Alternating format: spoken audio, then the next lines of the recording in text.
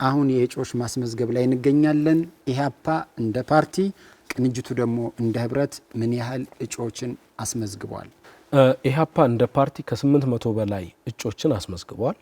ቅንጅታችን በአጠቃላይ ግዙፍ የሆነ ቅንጅት ከ1200 በላይ እጩ አስመዝግቧል። ስለዚህ አሁን ባለው ጊዜ ከብልጽግና ቀጥሎ ቁጥር 1 ይሄው ቅንጅት ነው።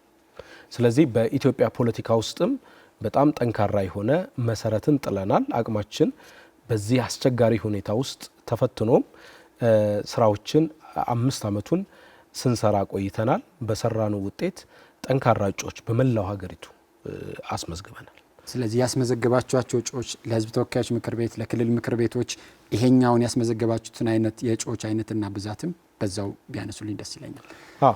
ለፓርላማ እስካሁን ባለው ተጨማሪ ይሄዳል። 322ቱም የምርጫ ክልሎች ከ547ቱ ለፓርላማ አቅርበናል። በጣም ስለዚህ መንግስት ለመመስረት የሚያስችል እጩ አስመዝግበናል። ለአዲስ አበባ ምክር ቤት ሙሉ በሙሉ የአዲስ አበባን 150ውንም አዲስ አበባ ላይ መስረት ብትባል መንግስት አዲስ አበባን ለመመስረት የሚያስችል ኦሮሚያ ላይ ኦሮሚያን መንግስት ለመመስረት የሚያስችል ሙሉ በሙሉ አቅርበናል።